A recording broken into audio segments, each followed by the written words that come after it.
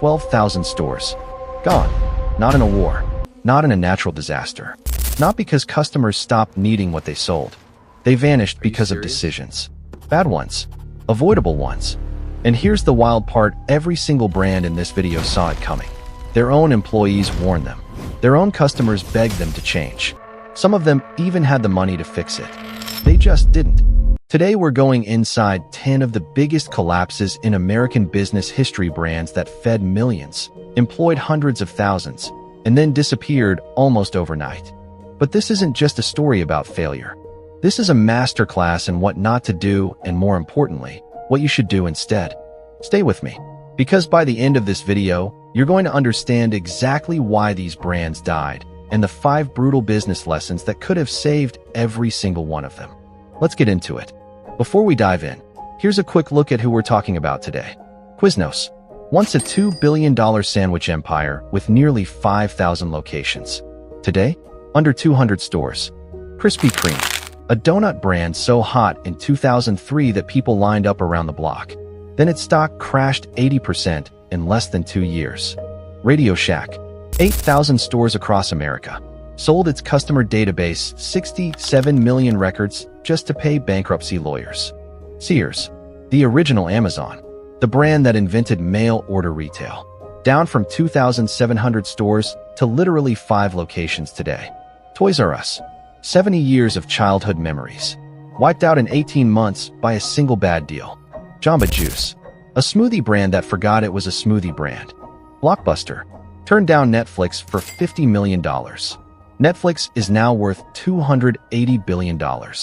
Pizza Hut, America's most iconic pizza chain, now closing hundreds of stores while Domino's eats their lunch. Sbarro, filed for bankruptcy 4 times. And Blimpie, the sandwich chain that actually predated Subway, and then watched Subway take everything. 10 brands, decades of history, billions in revenue, and the same 5 mistakes over and over again. Let's start with one of the most dramatic collapses in fast food history. Picture this. It's 1981, Denver, Colorado. A chef named Jimmy Lambatos opens a small sandwich shop. Nothing fancy, but he's doing something nobody else is doing in the sandwich world. He's toasting the bread. That's it. That's the whole idea. Toasted subs with fresh ingredients and unique recipes. And people went absolutely crazy for it. By the 1990s, Quiznos had started franchising, and the growth was explosive. Investors loved it. Franchisees lined up. The brand was everywhere. But here's where it gets really interesting. By 2007, Quiznos had nearly 5,000 locations across the US and worldwide. They were the clear number 2 behind Subway. Some analysts were saying they could actually overtake Subway within a decade. So what happened? Think about this for a second. What's the one thing a franchise business absolutely cannot do if it wants to survive long-term? It cannot treat its franchisees like ATMs. And that's exactly what Quiznos did. The company forced franchisees to buy all their ingredients exclusively through Quiznos-approved suppliers at prices way above market rate. A franchisee paying $2 for a tomato that any restaurant could get for 80 cents. That kind of thing multiplied across every single ingredient, every single day. On top of that, royalty fees, marketing fees, and then came the Great Recession of 2008. Customers were cutting back. Quiznos sandwiches were already priced higher than Subway. Franchisees were hemorrhaging money, and instead of helping them, Quiznos doubled down on the fees. The lawsuits started pouring in. Over 5,000 franchisee lawsuits at one point. By 2014, bankruptcy, $400 million in debt. From 4,700 US stores in 2007 to just 400 by 2017. And today, around 145 stores in the entire United States. A brand that could have been Subway, reduced to a ghost. But this connects directly to lesson 4, which we'll get to shortly. First, let's talk about the brand that crashed so spectacularly, it shocked Wall Street. Most people don't know this, but Krispy Kreme is older than McDonald's. Vernon Rudolph bought a secret yeast-raised donut recipe from a New Orleans chef in 1937, opened his first store in Winston-Salem, North Carolina. And those hot, glazed donuts coming fresh off the production line, people lost their minds. For decades, Krispy Kreme was a regional treasure, a special thing. You didn't get Krispy Kreme every day, you got it on special occasions. When the Hot Now sign was on, you stopped the car. That scarcity made it magical. Then came the year 2000. Krispy Kreme went public on the stock market, and suddenly the pressure was on to grow fast. By 2003, the stock had hit $50 per share. The brand was valued like a tech company. Wall Street was calling it the next great American food story. But here's where it gets really interesting. They started putting Krispy Kreme donuts everywhere. Gas stations, supermarkets, Walmart, convenience stores. You know what happens when something magical becomes available everywhere, all the time. It stops being magical. And then two things hit at exactly the same time. The low-carb diet trend exploded in 2004. Atkins, South Beach. Americans suddenly felt guilty about donuts. And Krispy Kreme, a brand built entirely around the indulgence of hot glazed donuts, had no answer. At the same time, an accounting scandal surfaced. The company had been inflating sales numbers, a practice called channel stuffing, essentially shipping more product than stores could actually sell, just to make quarterly numbers look good. The stock crashed, down 80% in less than 2 years, from $50 a share to under $10. A brand that was almost untouchable brought to its knees by greed, overexpansion, and ignoring a market shift that was happening right in front of them. Here's a fact that'll blow your mind. RadioShack was founded in 1921.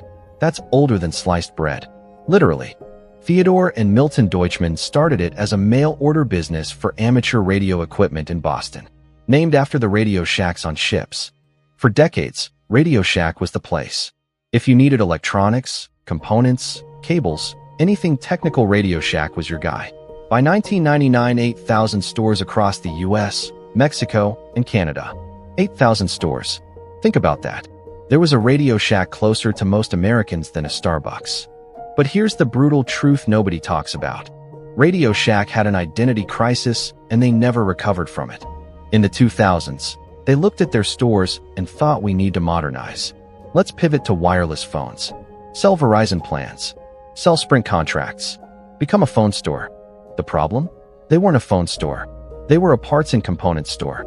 Their loyal customers, the hobbyists, the tinkerers, the electronics enthusiasts, felt abandoned. And the new customers they were chasing? Those people went to Verizon stores, or Best Buy, or the Apple Store. RadioShack was caught in no man's land. Too corporate for the hobbyists. Too small and outdated for the mainstream consumer. By 2015, bankruptcy. Assets sold for a humiliating $26 million. But here's the detail that makes this truly sad. In their bankruptcy proceedings, 67 million customer records, names, addresses, purchase histories of loyal RadioShack customers were sold off to the highest bidder to pay the lawyers. The people who loved RadioShack most, used as a last resort asset. Gone by 2017. Before Amazon existed, there was Sears. I'm completely serious. Richard Sears started this company in 1892 selling watches by mail order. By 1894, full catalog. Clothes, furniture, appliances, tools. You could order an entire house from Sears. A prefabricated home, delivered by train. Over 75,000 Sears kit homes were built across America. Sears was Amazon before the internet existed.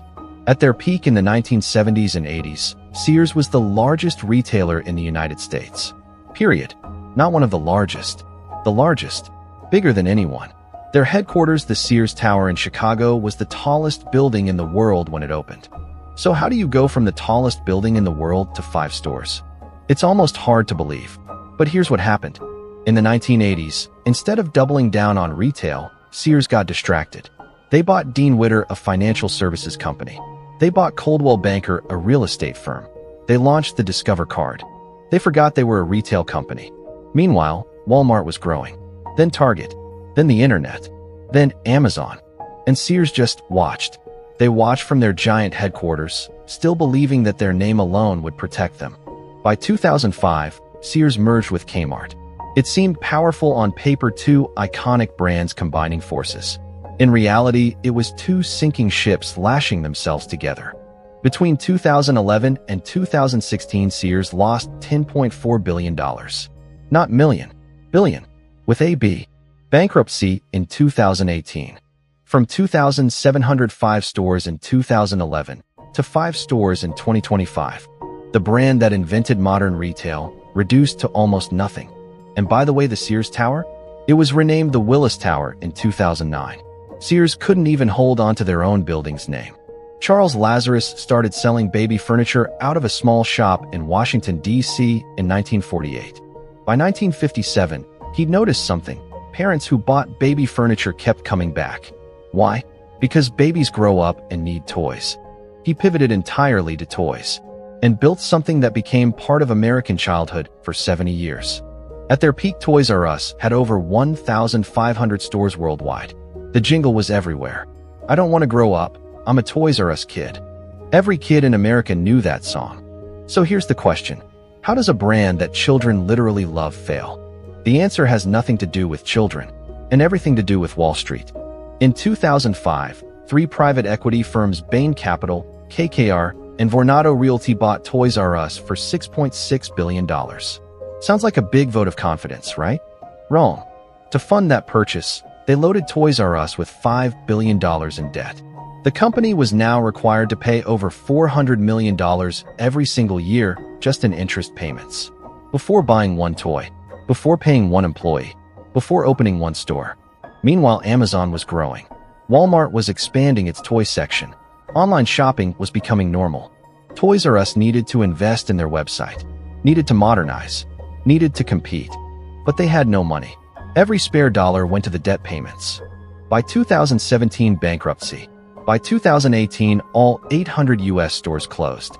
70 years of childhood memories. Gone in 18 months. Because of one deal. One terrible, debt-loaded deal that was never about the children, only about the profits of three private equity firms. Kurt Perron was a cyclist. Serious cyclist. And after long rides, he wanted a healthy, quick snack that actually tasted good. In 1990, in San Luis Obispo, California, he opened Juice Club. Fresh smoothies. Real fruit. Healthy and delicious. By 1995, it was renamed Jamba Juice. And the growth was real. By the time they went public in 2006, they had over 850 locations across 36 states. Here's the thing about Jamba Juice that people don't talk about. Their core product, fresh fruit smoothies, was genuinely better than anything else available. People were loyal. The brand had a real identity. And then they panicked. In 2009, facing competition from Starbucks and other chains, Jamba decided to expand their menu. Wraps, sandwiches, flatbreads, hot beverages. Think about this for a second. If you go to Jamba Juice, what do you want? A smoothie. That's it. That's why you went. But suddenly Jamba Juice was trying to be everything. The menu got confusing. The brand got confusing.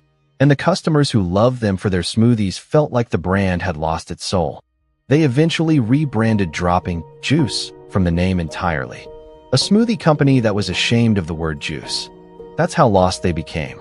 This might be the most famous business failure in American history. And yet most people still don't fully understand what actually happened. David Cook opened the first Blockbuster in Dallas, Texas in 1985. 8,000 VHS tapes. Bright blue and yellow signs. The smell of popcorn and new plastic cases.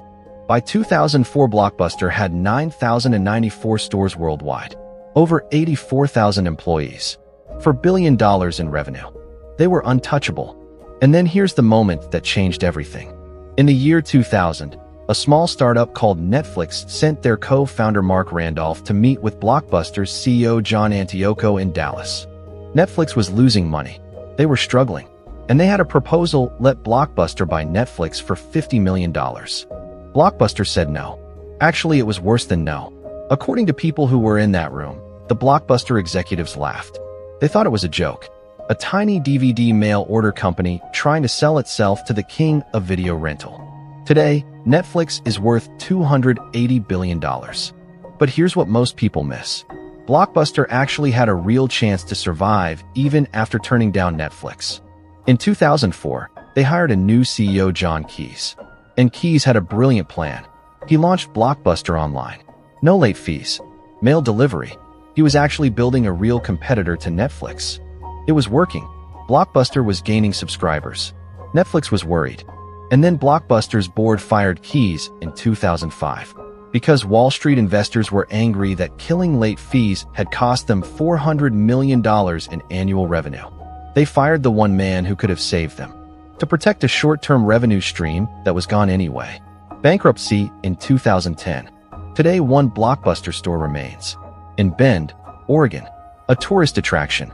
Two brothers, Dan and Frank Carney, a $600 loan from their mother, and a small building in Wichita, Kansas in 1958.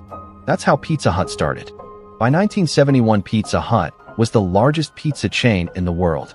The Red Roof, the Salad Bar, the family dine-in experience. For millions of Americans, Pizza Hut wasn't just dinner, it was a memory. Birthday parties, book it rewards, after-game celebrations. But here's where it gets really interesting. While Pizza Hut was sitting comfortably on their throne, Domino's was quietly building something different. Not better pizza necessarily, but faster delivery. Domino's made one promise and kept it obsessively: 30 minutes or it's free. They built their entire operation around speed and delivery. Pizza Hut was still focused on the dine-in experience. Think about how Americans eat today versus how they ate in 1990. Nobody wants to sit in a restaurant for pizza on a Tuesday night. They want it delivered to their couch in under 30 minutes. Pizza Hut was too slow to see this shift. Or maybe they saw it and just didn't want to cannibalize their dine-in model. Either way, Domino's overtook Pizza Hut as America's top pizza chain. Pizza Hut closed over 500 U.S. dine-in locations between 2019 and 2021. And in 2026, they're closing 250 more. The brand is still massive globally. But in America, they lost the pizza wars. And they lost them slowly, painfully, and completely avoidably. Jerome and Carmen Sbarro were Italian immigrants. They opened a Salameria, a traditional Italian deli in Brooklyn in 1956. Good food, real recipes, authentic Italian. Then in the 1970s, they had an idea. Mall food courts were exploding, and nobody was serving real Italian pizza in them. Sbarro pivoted huge slices of pizza, fast, in the middle of the mall. It was genius. For a while. By the 1990s, Sbarro had over 1,000 locations globally. The smell of their pizza was part of the American mall experience. You've smelled it. You know exactly what I'm talking about. But here's the brutal truth about Sbarro. They built their entire business on a dying foundation. The American mall. When mall traffic started declining, Sbarro declined with it. They had no delivery strategy, no standalone location strategy. They were completely dependent on foot traffic from an institution that was slowly dying. And on top of that, cost-cutting. The quality that had made Sbarro special in the 70s and 80s? It got cheaper. The ingredients got thinner. The pizza got worse. Bankruptcy in 2011. Again in 2014. Again in 2025. For bankruptcies. Same brand. Same problems. Never fixed. Before Subway dominated every corner of America, there was Blimpie. 3 New York City construction workers, Tony Conza, Peter DiCarlo, and Angelo Baldassari, opened their first sub shop in Hoboken, New Jersey in 1964. Named it after a blimp they spotted flying overhead. And for years, Blimpie was a legitimate player. By the 1990s, they had over 2,000 locations globally. Then Subway happened. Subway had better marketing, better locations, a simpler menu, and an aggressive franchising strategy that put a Subway on literally every block in America. Blimpie tried to keep up, but their franchise support was weak. Their marketing was underfunded, and their franchisees, sound familiar? Started failing without enough corporate support. From 2,000 stores to under 200 today. Sometimes you can do almost everything right and still lose to a competitor who simply out-executes you. That's Blimpie's tragedy. Okay, 10 brands, billions of dollars, hundreds of thousands of jobs, millions of loyal customers. All of it gone, or nearly gone. And here's what I want you to understand. This is an ancient history. These are brands that were thriving within your lifetime. Some of them were thriving 10 years ago, and every single one of them made the same 5 mistakes. Let's break them down, and let's talk about what you can learn from them right now. Lesson 1. Never sacrifice quality for speed. Every brand in this video at some point decided to cut corners to grow faster. Quiznos squeezed their franchisees on ingredients to maximize profit margins.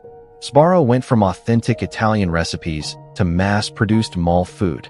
Krispy Kreme flooded the market with donuts that sat in gas stations for days, destroying the freshness that made them special. Here's the business principle behind this. Quality is your promise to your customer. The moment you break that promise, even once you plant a seed of doubt, and doubt spreads. Look at what an In-N-Out Burger has done. They have refused to expand beyond the West Coast because they can't maintain their quality standard across a wider supply chain. The result? One of the most fanatically loyal customer bases in American fast food. If you're building something right now, ask yourself, what is my core promise to my customer? And am I protecting that promise or trading it for growth? Lesson 2. Ignoring change is slow suicide. Blockbuster watched Netflix grow for 10 years. 10 years. RadioShack watched e-commerce destroy their business model for 15 years. Sears watched Walmart, then Target, then Amazon for 30 years. None of them were surprised. They all saw it coming. They had reports. They had consultants. They had data. They just chose comfort over adaptation. Here's the brutal truth about change in business. The market doesn't care about your history. It doesn't care how many stores you have or how long you've been around. It only cares about what you're offering right now. Think about how Domino's handled this. In 2009, their own CEO publicly admitted their pizza was terrible. On camera, in an ad, they called it cardboard. And then they completely reinvented their recipe, their delivery model, and their entire brand. That transparency and willingness to change saved them. They went from a joke to the most valuable pizza company in the world. If you're building something right now, ask yourself, what change am I ignoring because it's uncomfortable? Lesson 3. Expansion without foundation destroys brands. Krispy Kreme went from magical regional brand to gas station donut in less than 4 years. Quiznos grew to 5,000 locations before they had the systems to support 5,000 locations. Both of them confused growth with strength. They're not the same thing. Here's a simple way to think about it. A building needs a foundation before you add floors. If you add floors faster than the foundation can support, the whole thing collapses. The taller you built it, the harder it falls. Look at what Chick-fil-A does differently. They open new locations slowly, deliberately. Every franchise operator goes through an intensive selection process. The result is the highest sales per location of any fast food chain in America by a massive margin. They grow slower, but every location they open works. If you're building something right now, ask yourself, am I growing because my foundation is strong, or am I growing to impress investors? Lesson 4. Your partners are your brand. This one is about Quiznos, and Blimpie, and Steak and Shake, and honestly, every franchise business that has ever failed. When you franchise your brand, you are handing your reputation to another person. If they succeed, your brand grows. If they fail, your brand fails with them. Quiznos treated their franchisees like cash machines, charged them above market prices on ingredients, hit them with fees and royalties that made profitability almost impossible, and then acted surprised when those franchisees closed their stores. Those closed stores weren't just closed businesses. They were broken promises to every customer who'd ever eaten there. Think about McDonald's for a second. McDonald's has been in business since 1955. They have over 40,000 locations worldwide. And they have survived because whatever you think of their food, they have obsessively supported their franchisees.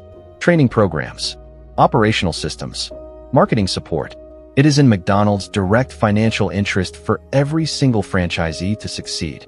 That mindset, my partner's success is my success, is why they're still standing. If you're building something right now, ask yourself, am I treating my partners, suppliers, and team in a way that makes them want to see me win? Lesson 5. Debt is the silent killer. This last lesson might be the most important one for anyone building a business in today's economy. Toys R Us did not fail because children stopped wanting toys. They failed because of debt. Sbarro did not fail because people stopped wanting pizza. They failed because of debt. Both brands were loaded with debt, either from private equity buyouts or expansion financing, and that debt paralyzed them. Every dollar that should have gone toward modernizing, innovating, competing went to paying interest instead. Here's the analogy I want you to remember. Debt in business is like carrying a weight vest while running a race. At first it's manageable, but as the race gets longer and faster, that weight gets heavier. And eventually it stops you completely, even if you're a perfectly good runner. Amazon understood this differently. Jeff Bezos spent years reinvesting every dollar back into the business, keeping debt low, building infrastructure. The Wall Street analysts hated him for it, called him reckless, called it unsustainable. Today, Amazon is worth over $2 trillion. If you're building something right now, ask yourself, is my debt an investment in growth or a weight that will eventually stop me from moving? 10 brands, 5 lessons. And here's what I want to leave you with. None of these companies started out planning to fail. Quiznos started with one good idea and one good chef. Blockbuster started with a guy who just loved movies and wanted to share that with people. Toys R Us started with a man who simply understood what children wanted. They all started the same way. Every business starts with someone who believed in something. The difference between them and the brands that are still standing today isn't luck. It isn't talent. It isn't even timing. It's decisions. Repeated, daily, compounding decisions. Protect your quality. Embrace change before it forces itself on you. Build your foundation before you build your height. Treat your partners like your reputation depends on them, because it does. And never let debt become the thing that stops you from moving forward. These brands paid an enormous price to learn these lessons. You don't have to. Now, if this video gave you even one idea that made you think differently about business, I want to know about it. Drop a comment below. Tell me which brand surprised you the most. Tell me which lesson hit hardest. And if you're serious about understanding how great American brands are built and destroyed, subscribe. Because we go deep on these stories every single week. Hit that like button. Subscribe if you're new. I'll see you in the next one.